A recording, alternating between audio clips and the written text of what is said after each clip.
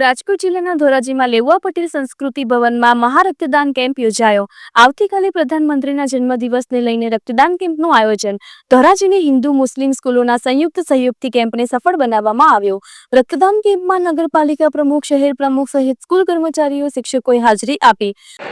ગુજરાત સંયુક્ત કર્મચારી મોરચા મંડળ આયોજિત ધોરાજી તાલુકા કર્મચારી મહામંડળે આજ રોજ મહા રક્તદાન કેમ્પનું આયોજન કરેલું છે। કેમ્પનો હેતુ થેલેસેમિયાગ્રસ્ત બાળકો અને સૈનિકોને રક્ત પૂરું પાડવા માટેનો છે। કાલે એટલે કે 17 તારીખે ગુજરાતના પનોતા પુત્ર અને આપણા યશસ્વી વડાપ્રધાન શ્રી નરેન્દ્રભાઈ મોદીનો જન્મદિવસ હોય ગુજરાત રાજ્ય સંયુક્ત મોરચા મંડળે આ આયોજન કરેલું છે અને આખા ગુજરાતમાં 300 થી પણ વધુ જગ્યાએ આ રીતે બ્લડ કેમ્પનું આયોજન કરેલું છે।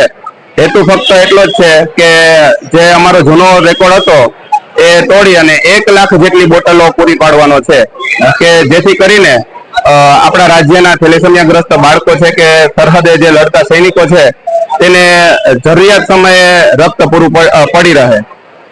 આજના આ કાર્યક્રમની વાત કરીએ તો સવારથી અવિરતપણે છે ડોનર છે એ રક્ત લોહી આપવા માટે ચાલુ જ છે અને આજ રોજનો આ કાર્યક્રમ સફળ બનાવવા માટે અમારી સાથે ઘણી સંસ્થાઓ ધોરાજીની છે એને જહેમત ઉઠાવેલી છે અને આ કાર્યક્રમને સફળ બનાવવા માટે અમને તન મન ધનથી જે મદદ કરી છે તો તે બધી સંસ્થાઓનો હું હૃદયપૂર્વક આભાર માનું છું અને આ કાર્યક્રમને સફળ બનાવવાની અમે નેમ લીધેલી છે।